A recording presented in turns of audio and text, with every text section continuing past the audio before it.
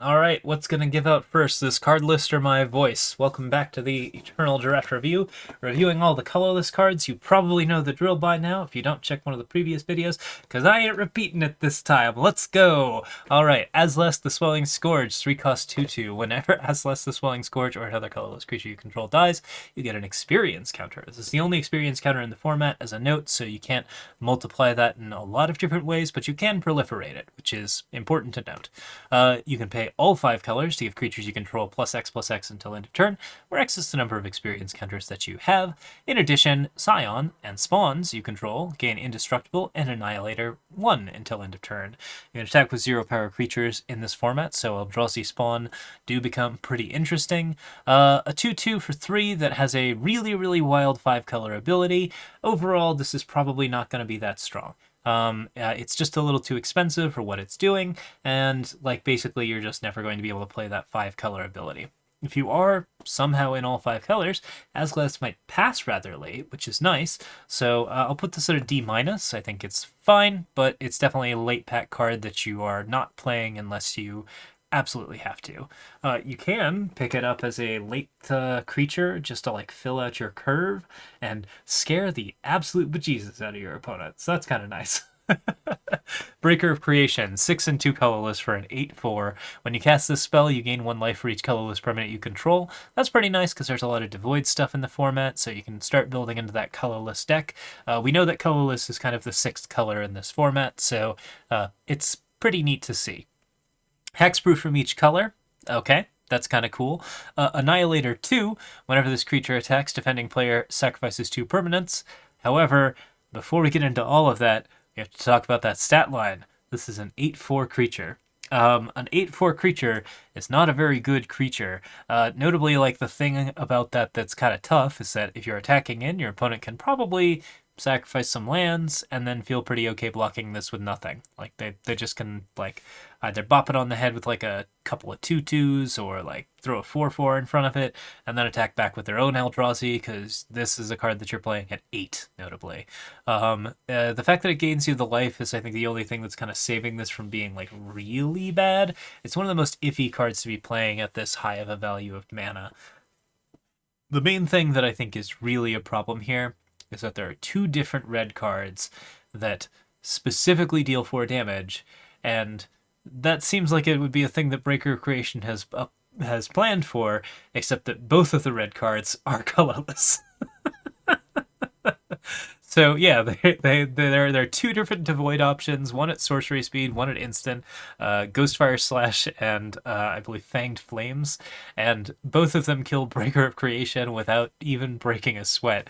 So you just spent 8 mana on something that's in the graveyard immediately. I think that other colors also have decent ways to deal with this. Not all of them are devoid, which does mean the card has a little bit of evasion, but I'm still giving this a D+. Okay, Devourer of Destiny. Guarantees your land drop. So it is a... Ooh, I love this card, actually. 5, double colorless for a 6/6. You can reveal this card from your opening hand. If you do, at the beginning of your first upkeep, you look at the top 4 cards of your library. You can put one of those cards back on top of your library, and you exile the rest. When you cast a spell, you exile target permanent that's 1 or more colors, which is less important, but still kind of neat. Okay. So, I think this card is an A+. There's a specific reason for that. This card guarantees your land drop and gives you an 8-card hand in the mulligan in some aspects. It's not card advantage 8-card hand, but it is actual selection 8-card hand, because what you are doing is, if you have a Devourer of Destiny in your hand, you get to keep that hand even if it's kind of bad, and then look for a card that you're going to draw next turn off of your top 4. So if you're hitting a 2-land hand and you're not sure that that's good enough, a Devourer of Destiny fixes that.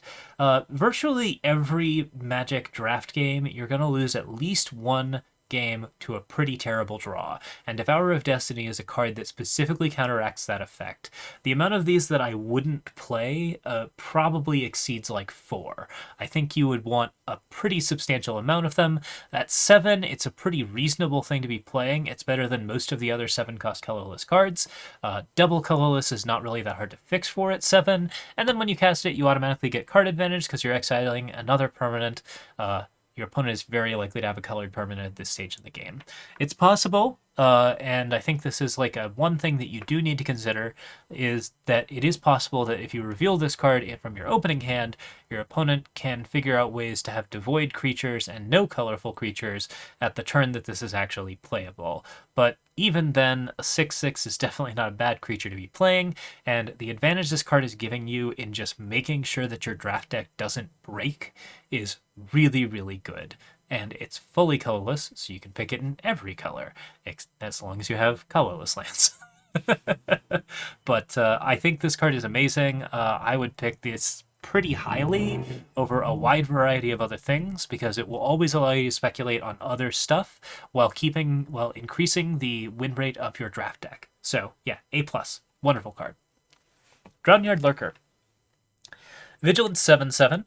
When you cast or cycle Drownyard Lurker, create a 0/1 colorless Eldrazi spawn, sacrifice this creature, add a colorless. I think this is a cycle of 7s. It's a little weird in some aspects. There are some other 7s that are not. So 7/7 Vigilance is not that great overall. I would say like Vigilance does give it a leg up over most of the other cards in this particular setup because it can attack and block pretty effectively. The Eldrazi spawn are not really all that useful at this stage, but they do create some extra chump blockers, get the board a little wider, and the fact that you can cycle it to get that token is like a very minor upside on a fairly expensive cycle. Overall, I think these cards are all going to be in sort of the C territory. This one is an actual C because it is just a really good card to be playing on 7, but as far as like 7 goes, there are definitely better things you can be doing with your time. Echoes of Eternity, 3 and 3 colorless. Kindred Enchantment Eldrazi. If a triggered ability or a colorless spell you control or another colorless permanent you control triggers, that ability triggers an additional time. Whenever you cast a colorless spell, copy it. You may choose new targets for the copy. So this allows you to trigger Annihilator twice, I believe, and it also allows you to double up any Eldrazi that you play, namely a bunch of 7s that are going to be coming out the turn after you play this enchantment. So this is kind of interesting. It's pretty busted if it gets out of hand. But you do have to take a pretty big turn off to do it. You have to pay 6, you have to play an enchantment that has no board state on turn 6, and then it's kind of fine. I think this is probably better being played like second in a big Eldrazi deck after your first Eldrazi with the Annihilate sticks, because if you can play an Eldrazi with Annihilate and then you can play Echoes of Eternity, then you probably just immediately force a concede. Where if you play an Echoes of Eternity, you might lose the game, and then playing an Eldrazi doubles up your Eldrazi, but those still don't actually get that effect in the same like kind of rate until the next turn, and that opens up you up to Wrath effects, that opens you up to getting killed by damage. It basically just means that like turn 6 and turn 7 are a little bit more dangerous. So this is better if you can play like a really good Annihilator Eldrazi at 6, which we're going to talk about next. I'll give this like a C-. I think the amount of effects it's doing are pretty good. There are a decent amount of cool Eldrazi in the set with Annihilator, and also like just doubling up any Eldrazi is very powerful. You lose card advantage with this until you play your second Eldrazi, but if you play 2 Eldrazi at once on turn 7, who cares about losing card advantage? You have 2 Eldrazi. Okay, so yeah. Eldrazi Ravager. 5 and 1 colorless for a 6/6 Annihilator 1. Sacrifice 2 Eldrazi to return it from your graveyard to your hand. So you can sack like your cheaper ones or your your spawn tokens, which I think is maybe the most important thing. This recurring off of Eldrazi spawn makes it potentially very scary. It's also got cycling, which means that you can kind of turn your Eldrazi spawn into a card draw engine. It's decently cheap for what it's doing. The Annihilator's great. It plays pretty well. It's got the cycling thing going on. Excellent synergies. It's not usually going to win you the game, but I think it's always a solid B. So, yeah. Emrakul, the World Anew. 12 mana for a 12/12. When you cast a spell, gain control of all creatures target player controls. Flying, protection from spells, and permanents that were cast this turn. When Emrakul, the World Anew, leaves the battlefield, sacrifice all creatures you control. Madness, pay 6 colorless mana. So if you have 6 colorless mana and you discard this card, you can play it for the 6 colorless mana. If you notice that I was getting a little bit like just kind of like, oh yeah, let's continue reading this text, that's because most of this text doesn't matter. This card costs 12. If you are able to get the 6 colorless mana together and the discard thing, there is a land that allows this to happen. There are also a couple of blue-black cards, so Emrakul's kind of a blue-black creature in that respect. But like most of the time, if you're like really trying to play Emrakul, this will win the game when you can play it. And then like basically it will be a dead card in hand very frequently, and the last card in hand when you die, which is what we call a D. I'm not going to give Emrakul a D. I'm going to give it a C minus. The Madness deck is the cool combo for this, but you need 6 colorless to do it. Green has a really good ramp option that could potentially get you to 12, but 12 is just a lot higher than anything else in the format, and getting to 12, we've seen almost all the cards at this point. The support isn't really there. It's close, but I mean, you're frequently going to be at 10 and dead, and it's a lot. There's all sorts of things that could go wrong. The card could get countered. Well, can you get countered? Yeah, it can't be. It can be. It's got protection from spells and from permanents that were cast this turn, so I don't believe it can be countered or killed by most things. There are some ways around that, but not a lot. If this card is played, it wins the game. Like, even if it like dies immediately, stealing all of your opponent's creatures is quite bad, and even if it like completely evens out the board, yeah, it's a horrible, ridiculous effect. Obviously, it'd be really cool if an opponent got around it, and that is a potential option, particularly when they have 12 turns to prepare or whatever amount of like setup you're doing. I think this card is just not good enough most of the time. Obviously, every time that anyone plays it, I will be wrong, but I'm willing to bet that I'm going to win enough games when that is in someone's hand that I'm not going to be too unhappy with my grade rating. Glaring Flesh Raker. 2 and a colorless. When you cast a colorless spell, create a 0/1 colorless Eldrazi spawn creature token with sacrifice this creature, add a colorless. So yeah, every colorless creature, kind of great. Whenever another colorless creature enters the battlefield under your control, it deals 1 damage to each opponent. So compare this to the 2 and a red one. That's a 2/3, and whenever you cast a creature, it deals 1 damage to each opponent. I'd say that overall, like, the extra colorless spell is kind of interesting. The fact that it doubles up the colorless creatures by giving you a spawn token and a colorless creature is pretty cool. You can get like more damage off of it if the colorless creature that you are playing is also playing colorless creatures. So like, yeah, sometimes this can be like a turn 3 2/2 and then a turn 4 devoid creature that deals 3 damage to your opponent and creates 2 Eldrazi spawn tokens. So that's kind of okay on rate. I'll give this a C. It makes some guys. The spawn tokens are kind of obnoxious and will kind of win the game eventually. It's a little hard to cast, but not really. I think Colorless is pretty easy to cast early because the fetch lands, you might not have cracked them yet. And then beyond that, like, there's other ways to fix for it that's pretty okay. Harrogast. I knew this card was in the format. I thought it would be under red, but yeah, okay. So 6/6 emerge 6 and 2 red. When you cast a spell, you can exile it from your hand. If you do, you draw 3 cards. And then it has flying, and each creature spell you cast also has emerge. The emerge cost is equal to its mana cost. One of the things that this is particularly interesting with is like any card that has like a modular color requirement. I think the big one would be like affinity cards might be a little bit cheaper. I don't remember how it works with affinity cards. So there might be some ways to like actually like get this card out much earlier than you would expect. It is pretty cool. It is able to be a 6/6 flyer, which is always something that wins. It can do quite a bit on board whenever it's played. Playing it for 9 is definitely difficult, but playing it for the emerge cost is definitely not. And when you do the emerge cost, like, you then get to reshuffle your hand, so you don't really lose card advantage, you just lose something on the board, which is, yeah, potentially this is quite good because you can just like turn 5 into turn 6, or maybe even turn 4 into 5-drop. Yep, pretty easily. So yeah, big flyers just win games. It refreshes your hand, which is excellent, and like, you're basically always playing it off of the emerge, but the extra emerge kicker is kind of nice and can potentially give you like a little bit of extra gas over the course of the game if you're doing something interesting with it. But that doesn't really matter because it's a 6/6 dragon and it draws you a bunch of cards. So yeah, feels okay. It that heralds the end. This is a colorless 1 and 1 colorless. It's a 2/2, and creature colorless spells you cast with mana value 7 or later cost 1 less. Other colorless creatures you control get +1/+1. So yeah, I'll have to do some like consideration around like how this alters the cost of a creature, but I believe it's still a 7-cost creature for most purposes after you play it. Regardless, It That Heralds the End is pretty interesting. So as a little bear, this is pretty good. It's giving you a commander effect where it is just giving you that extra bit of bonus on other creatures. You feel pretty good about that, and like it's definitely not doing anything wrong. Overall, I'd say like this is a 2/2 bear with 2 upsides. The 1 colorless is like the only thing that might make me a little skeptical. I'm gonna give it like a C+.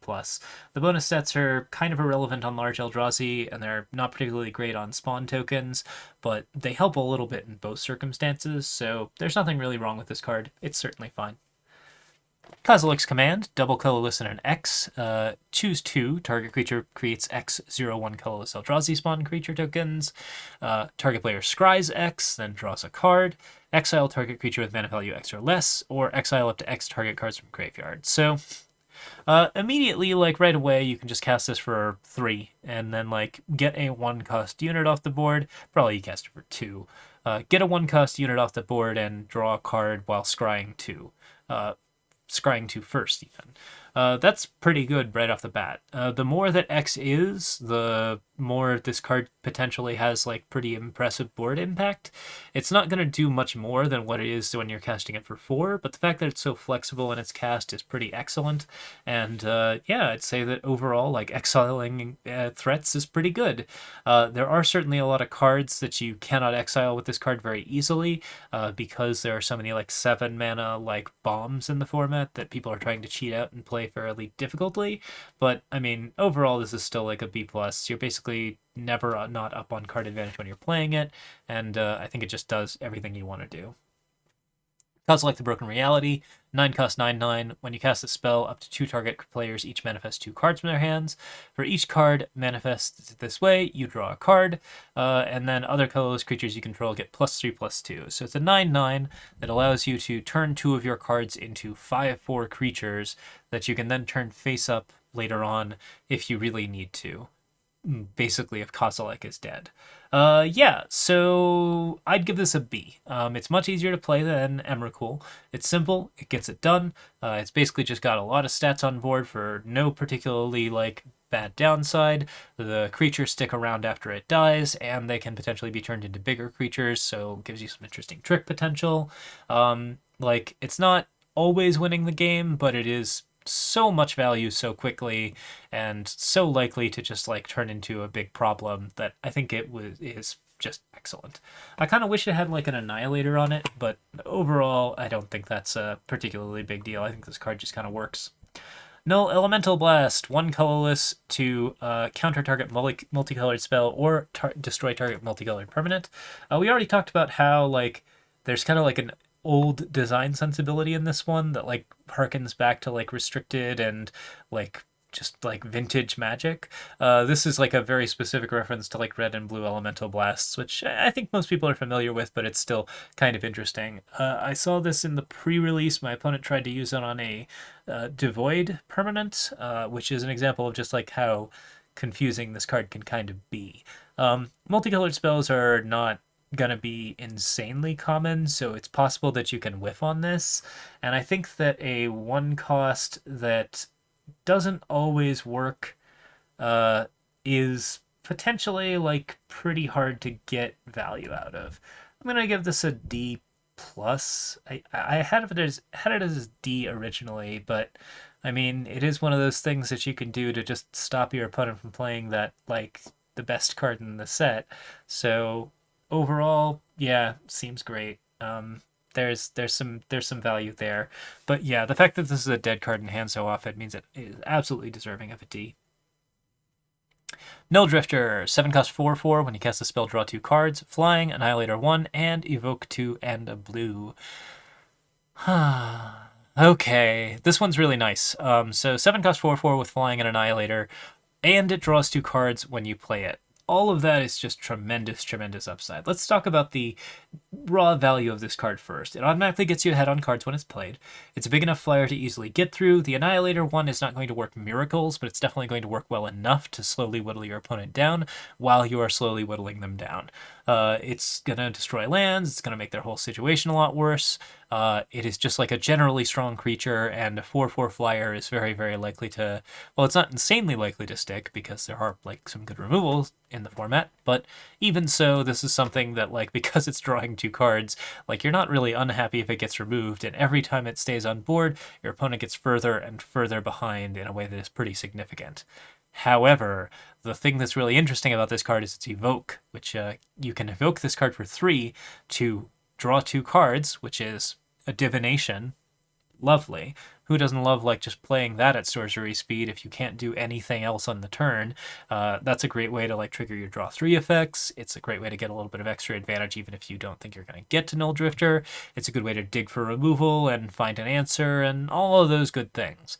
And finally, when you evoke the card, you're still casting a card with a 7 mana cost, which means you can trigger all of the things that care about 7 mana costs. The gain 4 life, the most importantly, the draw 3 cards. So right away there is a thing here where you're playing like an enchantment and then you are playing an evoke creature and it effectively reads draw 5 for 3. That's kind of cool. That's definitely like a pretty neat effect to be triggering. I think this is fairly interesting. I think this card can do a lot, and the fact that it's such a great creature just in general means that this is an automatic like A. I think it's an A-, but it's definitely way up there. I won't give the evoke combo too much credit. I think the combo is something that like adds a lot of flexibility to it, but most of the pay 7 abilities are things that you really want when you are playing a big creature and not things that you really want when you're playing a 3-cost spell. So like, yeah, I don't know. Gaining life off of your card draw is nice. Getting a bunch more cards off your card draw is potentially very good, but also you really wanted to play a creature because you played an enchantment to set that up. So yeah, it's interesting. Thought-Knot Seer. When Thought-Knot Seer enters the battlefield, target opponent reveals their hand. You choose an online card from it, exile that card. When it leaves the battlefield, they don't get that card back. They just draw a card. This is pretty cool. Yeah, so 4-cost 4/4. The colorless is reasonably easy to fix for. And then, like, you get to pick one of their cards, take it out of their hand, and if they manage to kill this creature, it just replaces it with a random card, which is much worse. I would say this card's pretty good. It's like a B-. It's always providing you with good advantage. It's removing removal from their hand, which can make your mid-range feel real strong for a couple of different turns and kind of spiral your advantage. And then, like, when it finally does die, the advantage is nice for your opponent to get back, but it's not as good as the card that they lost. So really, really excellent stuff. Yeah, is there any major argument against this? I thought not. Okay, Twisted Riddle Keeper. This is a 8-cost 5/5, 5 colorless and a blue. When you cast it, you tap up to 2 target permanents, put a stun counter on each of them, and it's a flyer. It's got Emerge, so it is definitely capable of being played very early. And when it's played early, you basically just knock out your opponent's board for a couple turns while playing a 5/5 flyer. Yeah, that's an A. It's very, very good, does a lot of different stuff, and it's very, very impressive at actually killing your opponent, which is important. Ulamog the Defiler is a 10-cost 7/7. 10 is a little higher than 9, but hey, when you cast the spell, target opponent exiles half their library rounded up. That's cute, but not hugely important. The ward is sacrifice 2 permanents. That's pretty scary.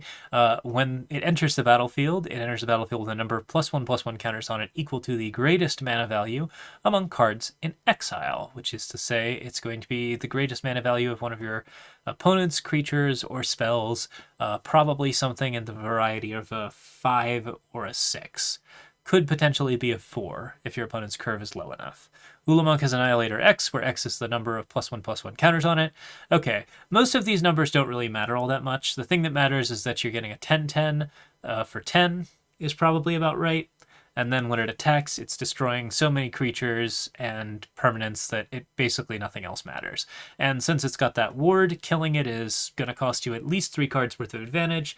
This card definitely puts your opponent very, very far behind.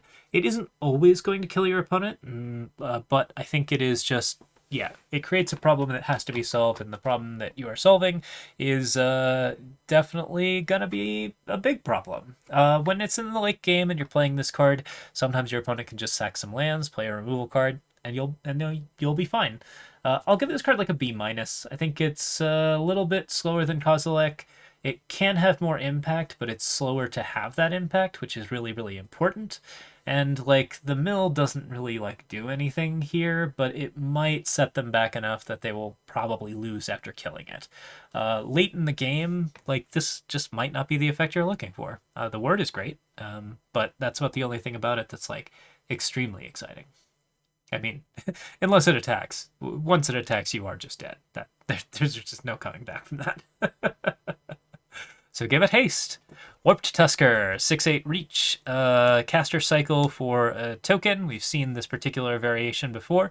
6/8 is nice, but the reach is pretty defensive. I'd say this is another mid-7 drop, and I put these at a C, but since this one doesn't have vigilance, flyers probably aren't your problem when you have this like bigger creature on board.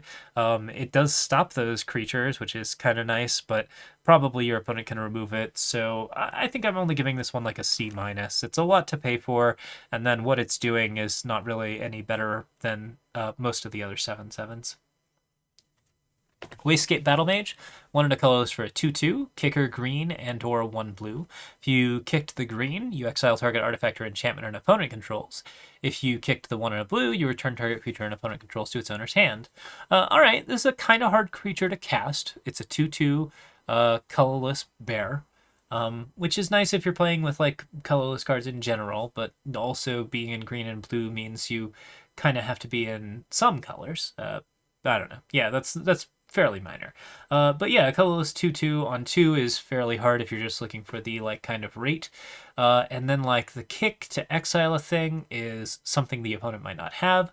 The second kick is also a little situational and might not be able to get back it might, cause your opponent to repeat and enter the battlefield effect. It might not hit something. It might hit something that you really just don't want to see again, and returning it isn't really going to help you all that much. I think it's hard to see this card being cast like at average rate in any particular combination of kicker and unit, but all of the parts are theoretically useful. I'll give it a C minus. I think it's just not quite there. All right. I had a real struggle here when I was doing the rating on the colorless cards because it looks like we've run out. We actually haven't. There just needs to be sorted by artifacts next.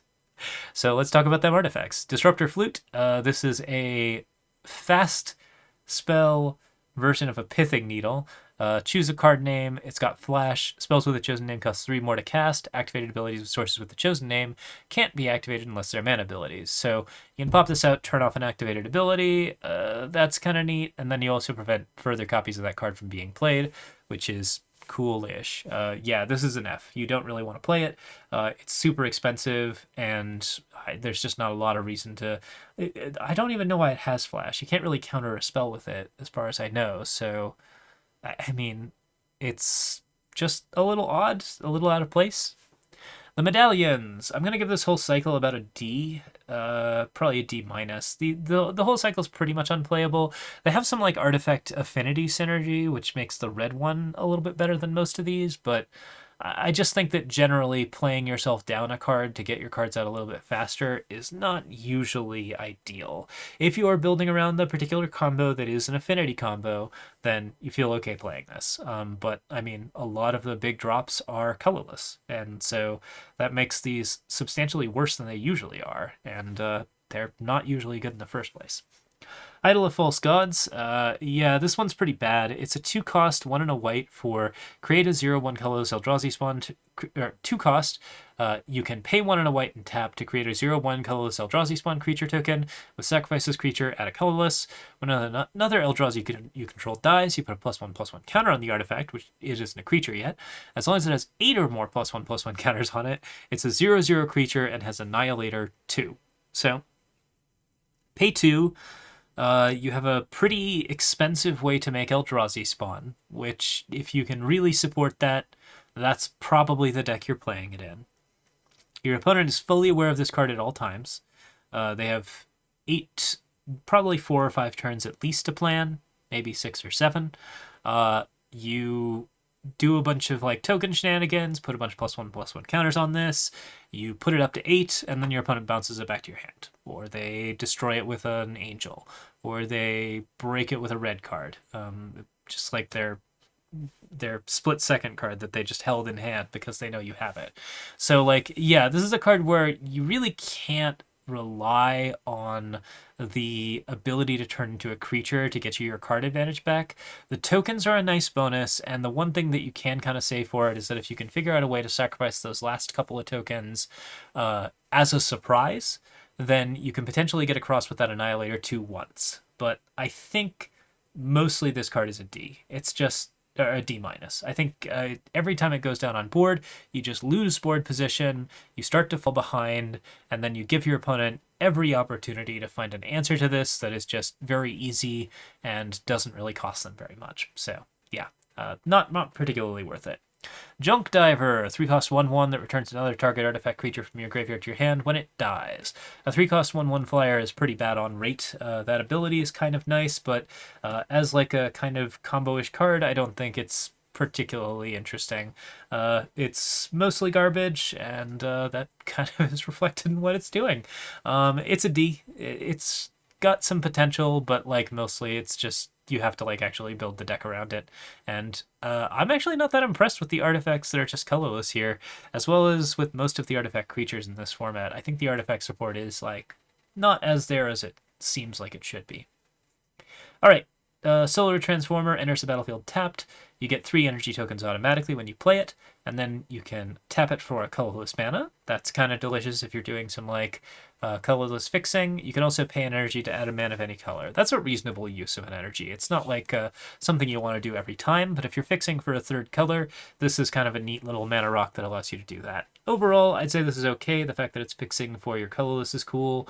The energy fixing is neat, and the extra energy that it's giving you means that if you actually have your colors all together, you're getting a good colorless generator that also gave you 3 extra energy to play with your other cards. I'll give this like a C. I think it's fine.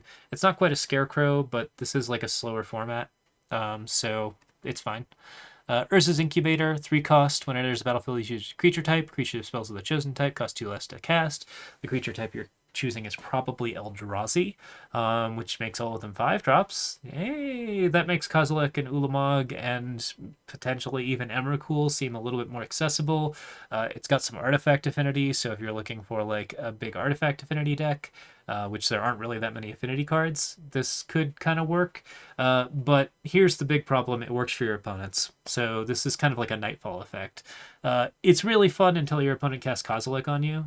You're just like, oh, I'll play an Urza's Incubator, and your opponent's like, okay, well now my Kozilek is 2 cheaper, so I'll play mine first.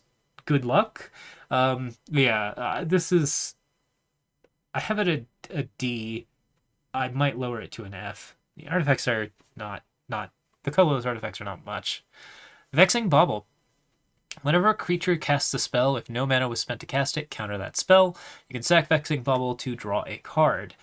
Cheap affinity effect, pretty decent in that respect, but like overall it's not doing anything ridiculous. I think putting it down and just kind of holding it on the board is fine. I'll probably give it like a D+.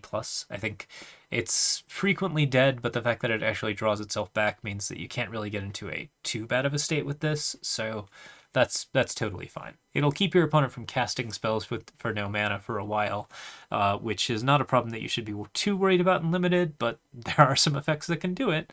It would be pretty interesting if it had Flash. I think that would be kind of the thing that fixes it. Winter Moon, this is a pretty obvious F. Players can't untap more than 1 non-basic land during their untap steps. It's non-basic land hate, except that your opponent still eventually gets the non-basic lands untapped. You're probably playing non-basic lands, unless you're in like a very colorless format. I'll give this an F for sure. I just think like there's too many things where it's just like, oh yeah, my non-basic land is a land that sacks itself to become a regular land, or my non-basic land is a spell that I can play. instead of playing it into the Winter Moon. Yeah, so pretty bad stuff. Worn Power Stone, this is probably the one I'm going to be the highest on. It's double colorless ramp. It enters battlefield tapped, which means you can't ramp with it immediately, but that's still pretty cool. Way better than Urza's Incubator and fixes for basically every other colorless dude that you've got without putting you on Eldrazi spawn, which I like a lot because Eldrazi spawn are a little bit fiddly. I think that this is pretty interesting. I think this has the potential to get you into Eldrazi pretty fast, and that's an important thing to do because there are a lot of Eldrazi and they're very common. In addition, big creatures are just always nice to play early. Paying 3 for an artifact at this stage to get 2 ramp feels pretty good. I'll give this like a C+. I think it's worth it, and it actually does play. Yeah, surprisingly low grades on the artifacts, but there we are. All right, we've got some time left. Why don't we go down the lands? So if we just go through each of these...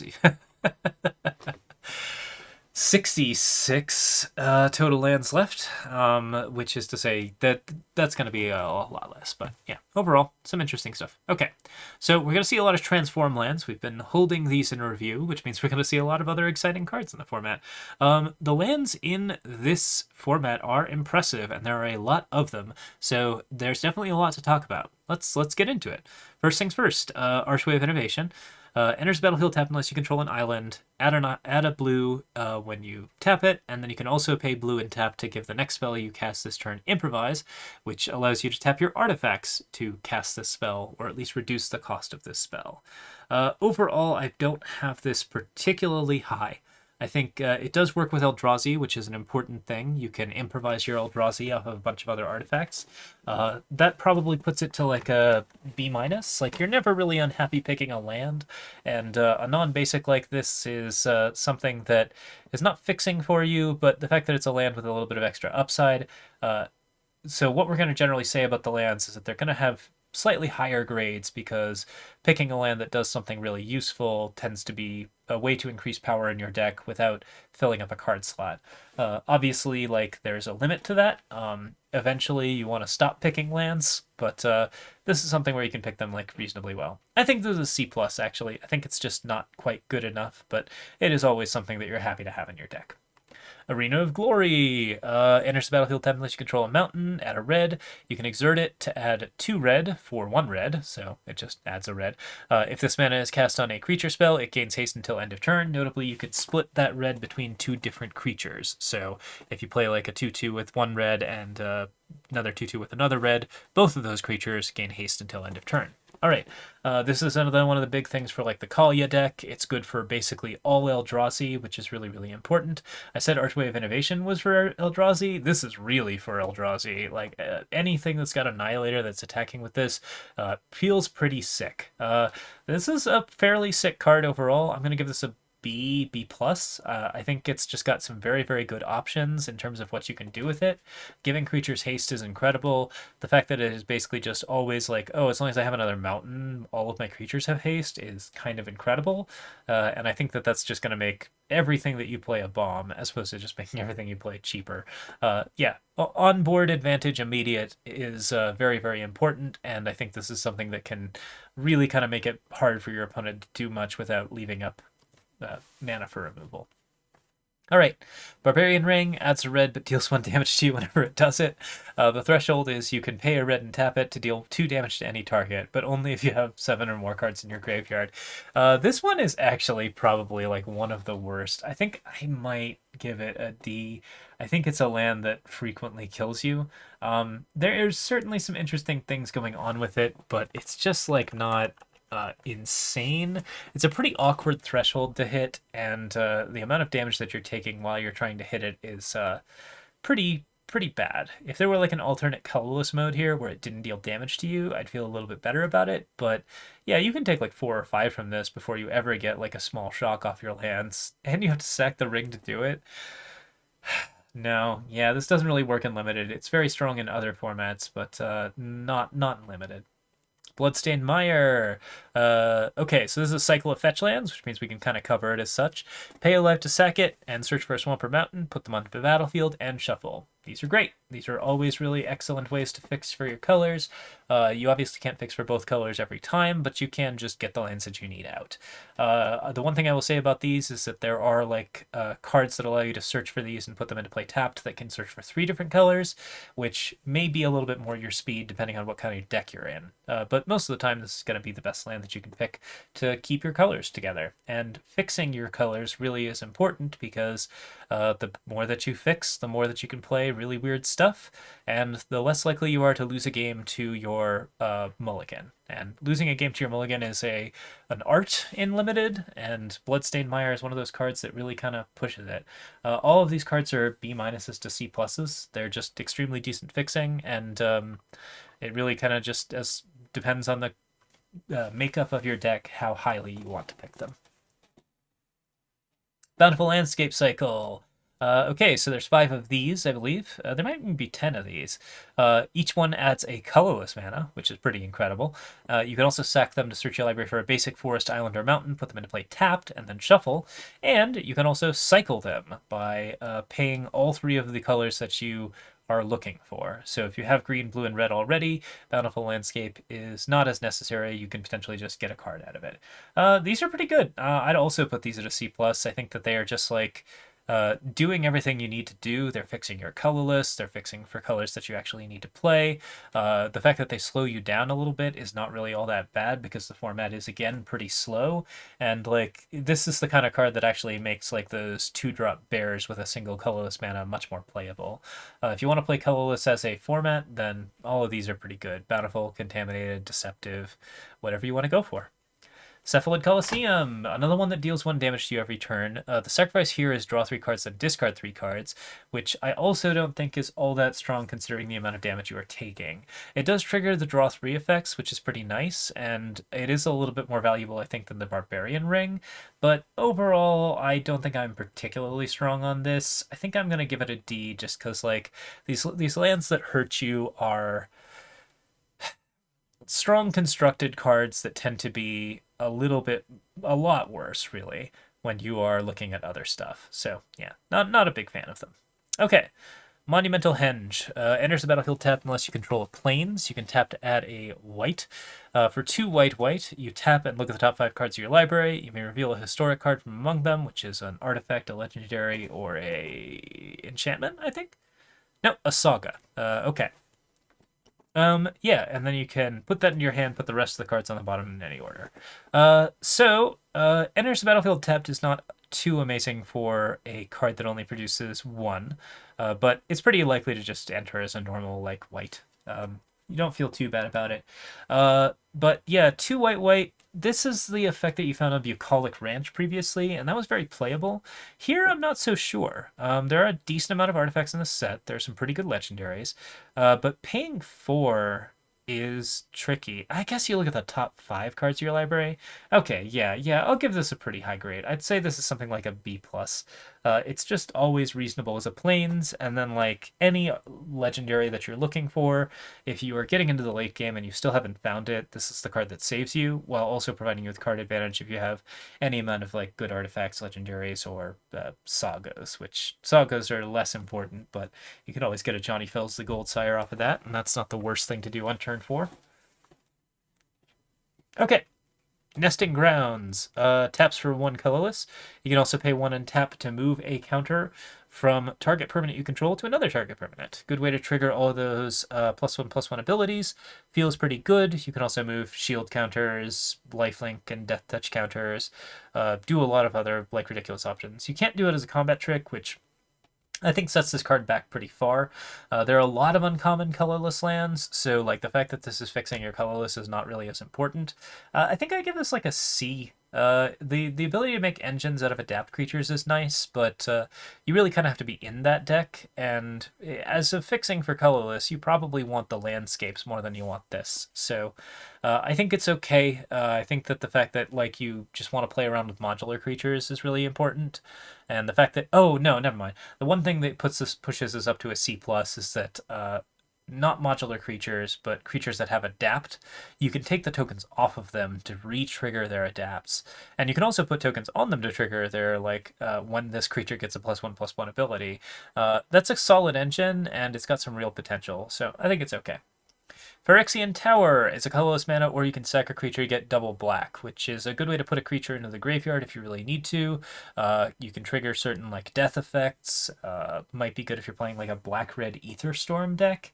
But overall, I'd say this is only like at a C. I don't think it's doing anything that is super important in black. You do need triple black for some weirder decks, like this lets you ramp into like a Necropotence or something. And by Necropotence, I do mean Necro Dominance. But yeah, even then, I'm a little skeptical of this card's value. I think overall, you'll frequently just want to swamp more often. So, but the times when it does work, it's a nice little effect. Okay. Basically, none of the lands are going to be Ds except for the ones that like really, really hurt you. I think I missed Deserted Temple. Let's see if we can pop back up to that real quick. Did I miss Deserted Temple? Yeah, tap, add a colorless, 1 tap, untap target land. This is one that I might put it at D. It's a colorless one. There are a ton of interesting lands to play with, but this is like just very combo-y nonsense that you're maybe not actually getting any value out of. Most of the time, it's just going to do basically nothing for you, and it's going to mess up your curve a little bit. If you're in colorless, then you don't mind taking it. If you're not in colorless, then you might kind of stay away from that one, because, again, like there are a bunch of common ones that are going to go pretty easily. Okay. What's next? What's next? Do we do Shifting Woodland? We have not done Shifting Woodland yet, and I believe that's next. Cool. All right, enters the battlefield tapped unless you control a forest. You can add a green. It's got Delirium, 2 green. You can make it a copy of target permanent in your graveyard until end of turn. Activate only if there are 4 or more card types among cards in your graveyard. That's a fairly hard thing to activate. You have to get an artifact, an enchantment, a creature, and an instant or sorcery. I mean, an instant, sorcery, creature, and artifact is probably like in the playable end. So if you're playing like some mill or some black-green stuff, this is likely to be able to become a copy of something that's pretty ridiculous. You can repeat the effect over and over again, but if your opponent kills the creature, then you lose a land, which puts you behind a little bit. I think this has potential, but I'd probably only give it like a C-. I just don't think that Shifting Woodland is really kind of pushing the game in the ways that you want it to. Oh, no. It jumps up to a B- because Eldrazi are in the format. And there are actually ways to mill yourself in green that will help you put these Eldrazi into play. So, like, Shifting Woodland can feasibly become a 4-drop Eldrazi and swing in with Annihilator, or swing in for 7, which is still pretty fine. I'd say it's a build around, but it's not like you're ever going to be too unhappy about a green card. It's just you're always going to be at least playing something decent out of that. All right. Spymaster's Vault. Enters battlefield tap unless you control a swamp. This one's a harder one to sort of evaluate, but black tap, target creature you control connives. So you draw X cards, discard X cards, put a +1/+1 counter on that creature for each non-land card discarded this way. This is notably one of the few ways to trigger Madness on Emrakul, though it does not provide you with any of the colorless mana to do so. So it's something. You can potentially do a little bit of work with it. I'll give it a C. I think all of the lands of this type are good enough, but the connive ability is not providing you with too much advantage over time. Ugin's Labyrinth. When it enters the battlefield, you can exile a colorless card with mana value 7 or greater from your hand. You can tap, add a colorless. If a card is exiled, you add 2 colorless instead. And then you can tap to return the exiled card to its owner's hand. So when you play this land, you get rid of one of your biggest creatures. If the land is destroyed, you lose the creature forever, so you get 2 for 1. If the creature is exiled, then your card can ramp you to another big creature, which you also have to have in your deck. I think this is a little weird. It's a good colorless fixture for the things that really need deep colorless mana, but you need like 2 different 7-drops to make this a real ramp option, because you can you have to hold 2 7-drops in your hand and pull one of them out and play on 6 cards, which is frequently quite a disadvantaged state.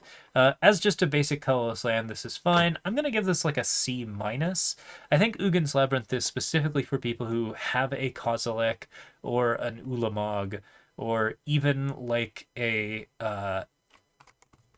Emrakul. And in any of those situations, you probably aren't going to have a second one, and it's very unlikely you're going to have enough Ugin's Labyrinths to get the maximum amount of value you need out of this. It's so hard to use this, and I think it's got too much potential for downside. It's at a C- for me. Urza's Cave, colorless mana tap, and then you can also pay 3 to search for a different land card, put it on the battlefield tapped, and then shuffle. Nothing particularly wrong with this. It's kind of a D+ because it's just a colorless mana fixer, except it doesn't fix for anything else.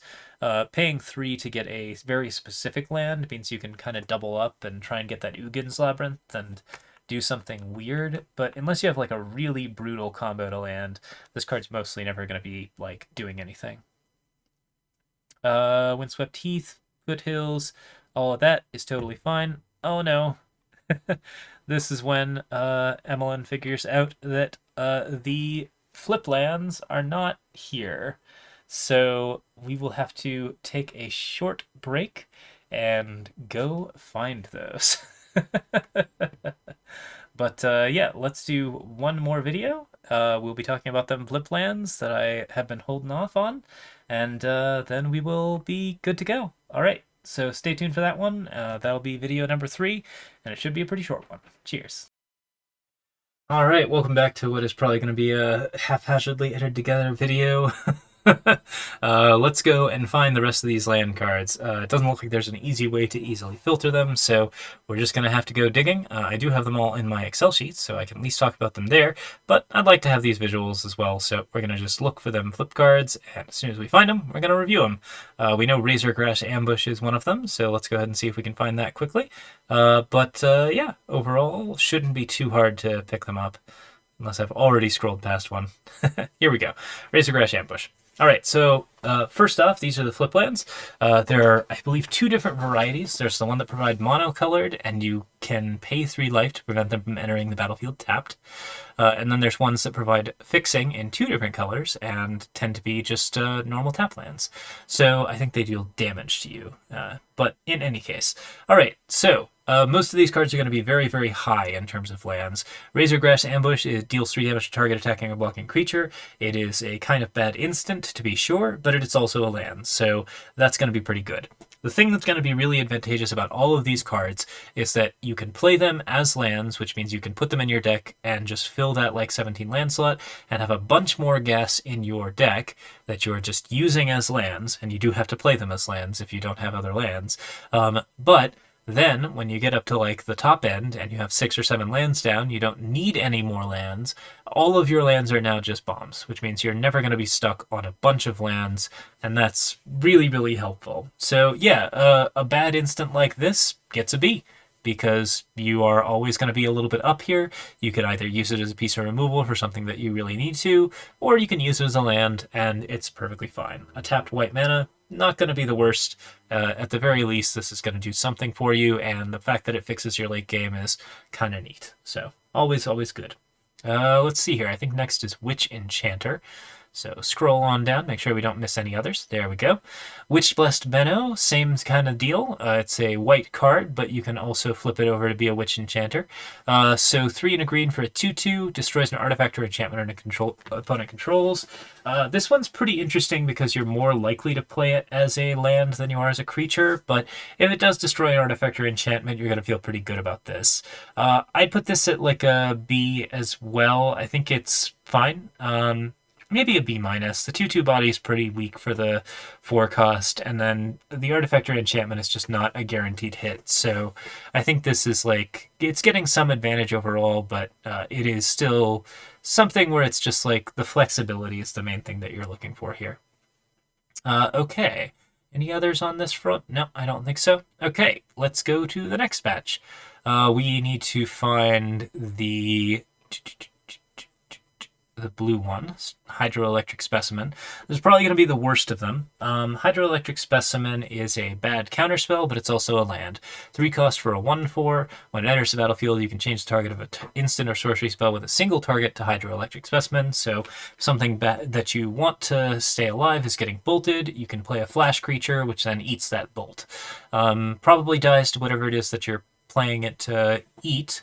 You can potentially get like a wild 2-for-1 where your opponent tries to play a gas. I think the biggest example would be 2 and a green, put a +1/+1 counter on something, and then deal damage, where Hydroelectric Specimen allows you to basically just reverse that removal spell and get a 2/5 flash, which can really change the course of a combat. But that's a thing that happens a lot less than this just being kind of an annoying little 1/4.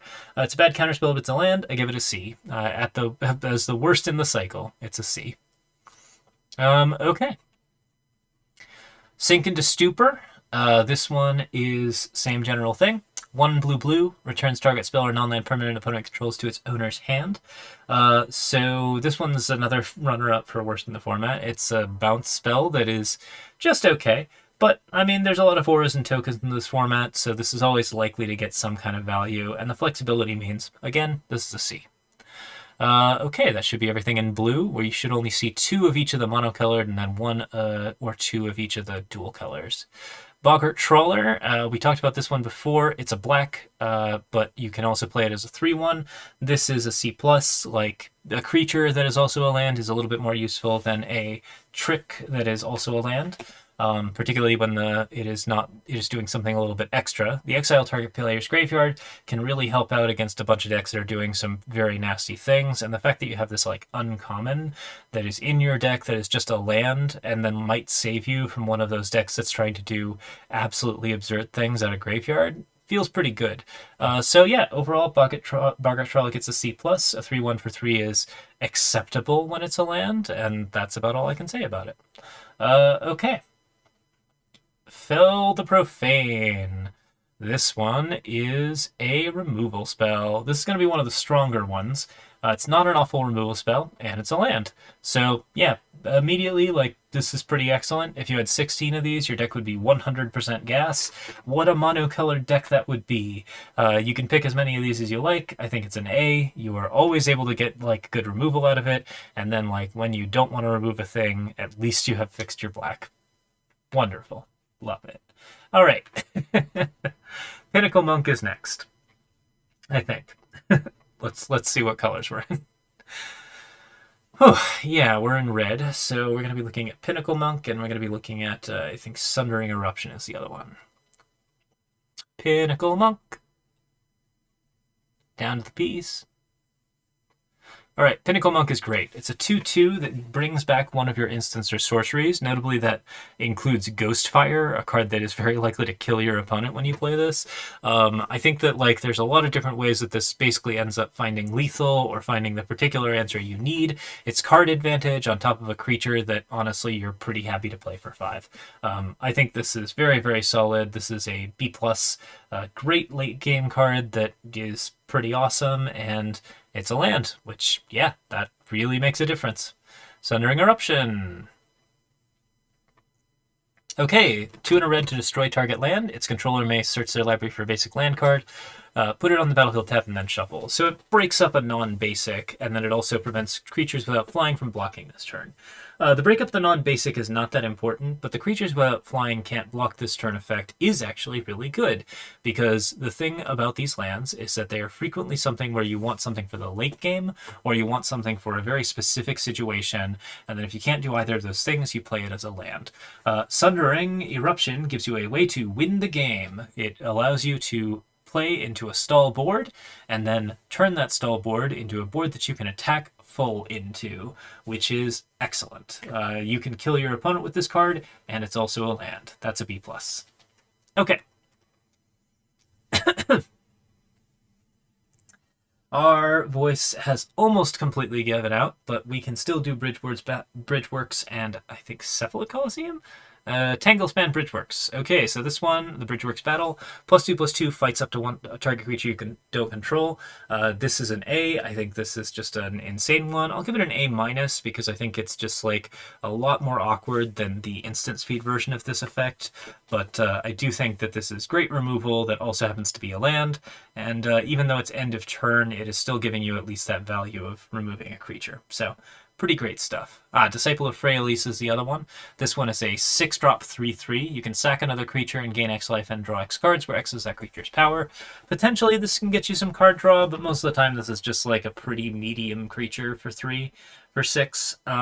I think it's got some potential and could even like draw you into a completely new hand if you have a 7/7 that's been locked down by, say, a Dog Umbra. So yeah, there's some really, really interesting value for this in the late game. I'll give this like a C+, maybe a B-. I think it's very, very good in very specific circumstances. A lot of times you're only playing this as a land, but that's not feeling too bad. Okay. Next up, we got, I believe, Cephalid Coliseum. We've done both the greens. So scrolling on down. Okay, maybe we have hit all the greens. Okay, so yeah. Let's carry on. Blood-Soaked Insight. This is one of the weaker ones, but it is pretty interesting. Exiles the top 3 cards of your opponent's library until the end of your next turn. You can play those cards. If you cast a spell this way, mana of any type can be spent to cast it. So frequently this isn't actually all that much card advantage, because even if you deal like 6 damage to your opponent's face and cast this for 1, the chance that you're going to be able to cast all 3 of the cards out of their library and that all 3 of those cards are going to be relevant to your game plan is pretty low. I did play with this card in the pre-release and I hit mostly not very good stuff, but I think on one occasion it did win me the game. I think it is okay. Overall, like anything that is a land is going to get at least a C grade, and this one is no exception. Blood-Soaked Insight probably earns a C. I think it is just not doing quite enough to win the game most of the time, but the amount of card advantage that it can generate can be pretty good. But mostly, it's just a land, and it fixes your colors, which is even better. That actually, I think, moves it up to a C+. Very, very good stuff. Drowner of Truth, green or blue fixing, and you can play it for double blue or double green, which is, you know, really nice if you don't have the fixing. When you cast this spell, Colorless was spent to cast it. You can create 2/0/1 Eldrazi spawn creature tokens, which is a neat little bonus for a 7-drop 7/6. Really good creature, also a land. I think this is probably a B-, just because the creature is pretty good on rate. Even though it doesn't have any other particular abilities, it does give you those spawn tokens, and it trades with basically every other Eldrazi, which means you're 1-for-1ing with this land. Wonderful. Okay, Glasswing Grace. This one gives +2/+2 in flying and lifelink. It's another one that actually allows you to win the game, which is pretty important. I will give this one a B+ as well. I think that cards that actually can kill you or cards that actually can kill your opponent are always pretty valuable. This thing is weirdly better than Strength of the Harvest, and beyond that, I think it's just kind of neat. So yeah, great option. White-black feels like a pretty strong color for having that, so that's always nice. Legion Leadership doubles target creature's power and gives it first strike. That's an instant speed effect, so you can just turn something that has... oh, no, it's first strike, not double strike. Important to note. So it's probably a removal card more than it is a way to effectively kill your opponent, but on like a 7-drop or a big ol' Eldrazi, this can potentially lead to lethal, and it's pretty fast to do so. Your opponent's not necessarily going to expect a 2-drop trick that can put out 5 to 7 damage, so definitely feels pretty interesting in that respect. And it's red and white. We care about these cards that can actually kill your opponent as much as we care about cards that can remove particular problems. I think this one is pretty high. I'm probably going to give it a B+. Okay, last few. Revitalizing Repast. It's black or green. It only plays for 1, puts a +1/+1 counter on a creature, and it gains indestructible until end of turn. Very similar to the effect from the Take Up the Shield in the other format, with Outlaws of Thunder Junction. So yeah, as far as things go, this is pretty good. It will do most of the things that you want it to do. It will keep the creature alive. It'll make the creature modified, which is excellent. Honestly, this is a really solid trick that you're super happy to have in most aggressive decks, and even pretty happy to have in decks where you're just trying to play control into like bigger bombs. I think this is probably an A. It does so much in terms of just being an instant while also being a land. Like, it's one of the most efficient of the lands, and that gives you a lot of advantage.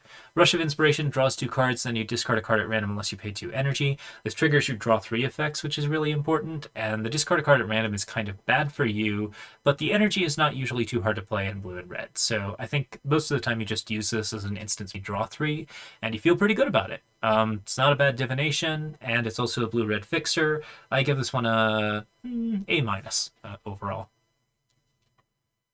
All right, the last few, we've got Strength of the Harvest, Stomp, and Suppression Ray. Strength of the Harvest is the one I was just comparing the black-white one to. +1/+1 for each creature and or enchantment you control on an enchant creature. This is kind of mid. It does make your creature into like a 6/6 under a really good board, but you kind of have to be ahead on board for this to be very powerful. I'll give this one a C+. I think it's an okay effect that can actually kill your opponent if you have flyers, but overall it's more useful as a land than it is as an enchantment. Stomp, 1 red or green. Target creature you control deals damage equal to its power to target creature or planeswalker you don't control. This one's probably a solid B+. It's a great removal card that also happens to be a solid option on a land. It's sorcery speed, so you can't use it as a really good trick, but it will almost always get rid of a threat in green, which is probably where you're most likely to play it. Suppression Ray taps all creatures target players control. You may pay X energy, then choose up to X creatures tapped this way to put stun counters on them. A reasonable use of energy. 5 cost means that it is not super accessible, but this is effectively like a crystallize or a flash freeze. Those are eternal cards. Yeah, so this is something where basically you're winning the game by just having a board and then playing Suppression Ray. And if you're doing that with a land that you have drawn, that feels pretty good. So yeah, I'll give that a B. I think that's very, very good stuff. And yeah, most of these cards are going to be high Cs to low Bs.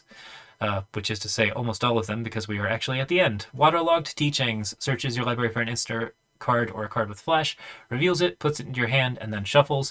Another great way to get back a Ghostfire Slash, as I played it in my pre-release. Really, really wonderful stuff. I liked it a lot, and overall it does what it needs to do. It's too slow most of the time to really get a wonderful effect out of it, but the fact that it is something that you were just playing in the late game to find that last piece that you need to kill your opponent makes it very, very strong. Overall, I'd probably give that one like a B-. I think it's just usually going to be good, and when it's not good, it's a land, which is excellent. Okay, so that is it for our colorless cards as well as our lands. Thank you so much for watching, everyone. I hope you enjoyed these videos. My voice is now completely gone, and it is currently, at the moment of this recording, 11:25 p.m., which I believe means that we are like an hour away from the set actually releasing. I'm not sure. It might release in the evening. All of these videos should be up when it comes out, so if you're watching this, I believe you'll be able to play the game, and hopefully these will be of some help to you in terms of what all has been going on. So yeah, like in terms of picking your draft cards. All right, I'm going to call it here. Thanks so much for watching, everyone. I hope you enjoyed these videos. The thing I'm really looking forward to, I think, here is doing this again the next time around, because we're going to get into the set if we can, and we're going to try to get a lot better at Magic. So stay tuned. There's some cool stuff coming down the pipe. We are definitely going to be trying to get very, very good at this draft format and use all of that to improve our evaluations for next time. Until then, leave a comment with anything you think I got wrong. If you leave the comment like a year later when it's pretty obvious what I got wrong, I will be less inclined to respond, but most of the time I think we'll be pretty happy to talk about this. So I love talking about cards. I love talking about cards in front of an audience, and thank you for being the audience. I appreciate y'all. It's been a wonderful time. We'll be back with some Magic content very shortly. And the Eternal set's coming around the bend pretty soon. Maybe we'll do a review for that. Cheers all. See you next time. Bye.